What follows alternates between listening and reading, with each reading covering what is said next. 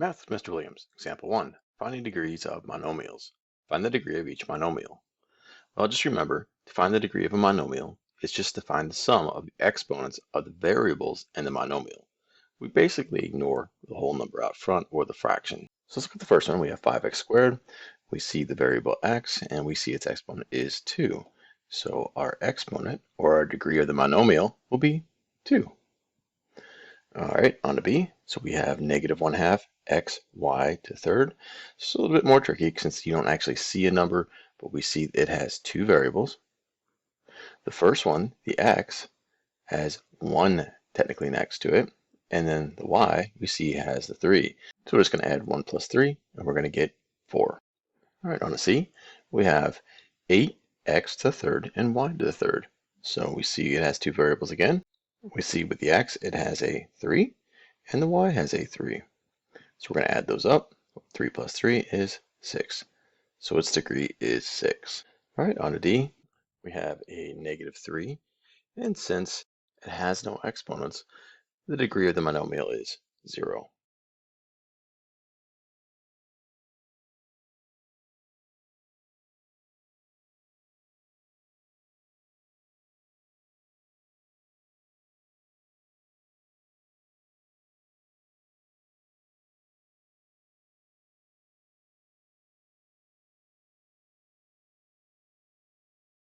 Math with Mr. Williams, Example 2, writing a polynomial in standard form.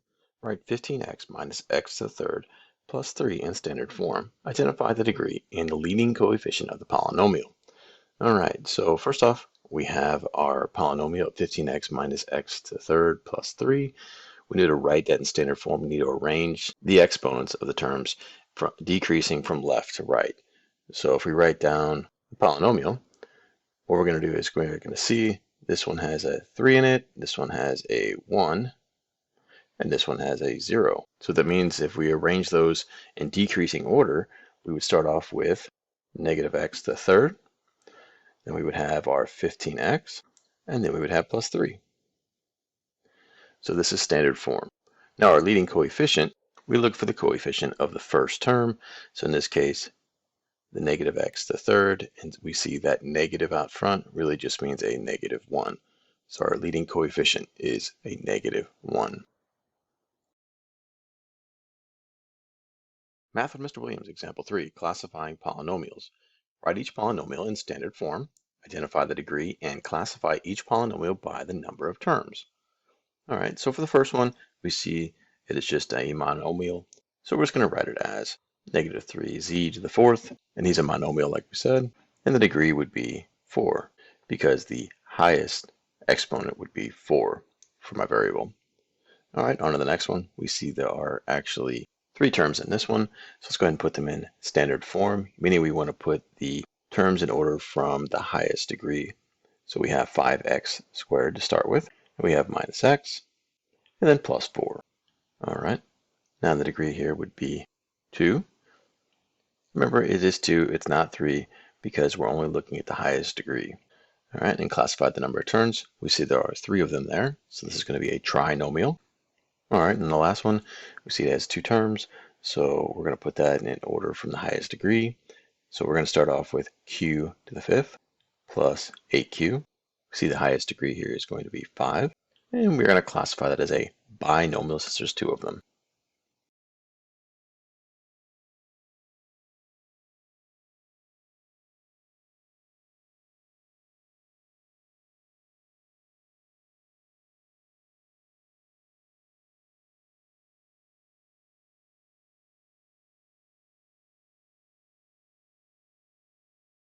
Math with Mr. Williams, Example 4, adding polynomials. So on the first one here, we have 2x to the third minus 5x squared plus x plus, parentheses, 2x squared plus x to the third minus 1. So what I like to do is I like to identify the ones that are like terms so that I can bring them together, such as if I decide to put shapes around things, there's a 2x to the third, and I see over here I have a x to the third. I have a negative 5x squared, and I have a positive 2x squared. And then I have a, let's see, x, and I have a negative 1. That's not the same thing as just having an x. And I like to use the vertical method. So let's go ahead and start stacking these up. So I have a 2x to the third minus 5x squared plus x. And I'm going to go ahead and identify the one that I want to put underneath the 2x to the third. That would be that x to the third. And he was positive because I see the plus in front of him. And I have a positive 2x squared. So I'm going to put a plus 2x squared here. And then I don't have any other x's, so I'm going to leave that space blank. And I'm going to put a minus 1 behind it. All right, and I know I am adding. I'm trying to find the sum. Let's draw my line. So I have nothing to add to that negative 1, so I'm just going to bring him straight down. I have nothing to add to the x because he's by himself.